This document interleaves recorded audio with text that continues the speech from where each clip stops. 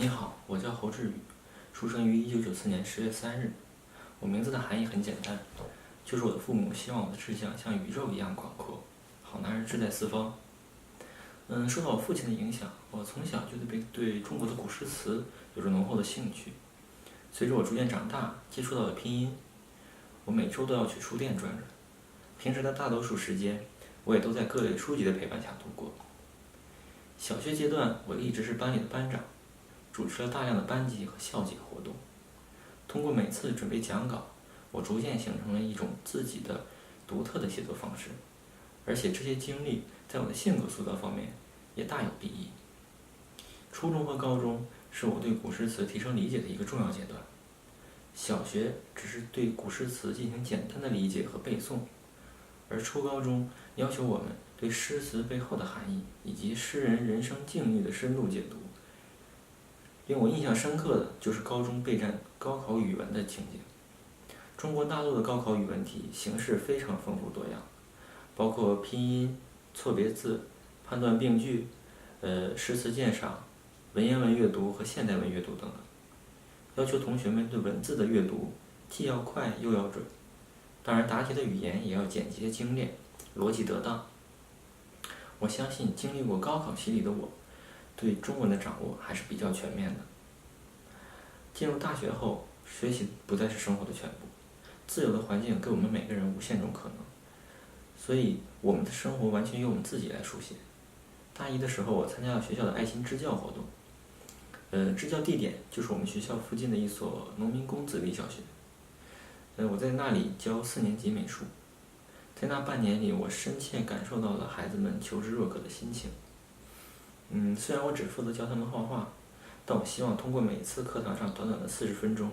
来让孩子们享受到学习的乐趣。我始终相信，课堂不应该是沉闷压抑的单方向的灌输知识，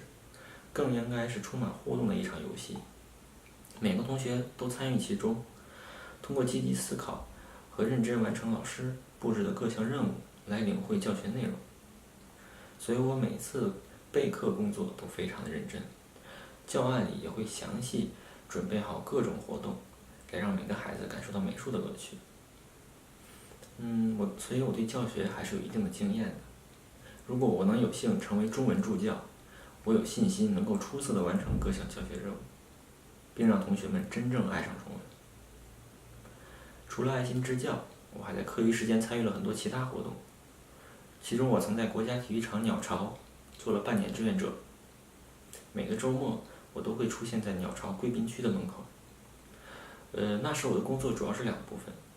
一部分是负责贵宾区旅游团的接待以及相关景点的讲解，另一部分则是灵活机动地给鸟巢内的国内外游客提供各种帮助和支持。除此之外，我还参加过学校的辩论赛，当时作为反方2辩的我发挥了非常关键的作用。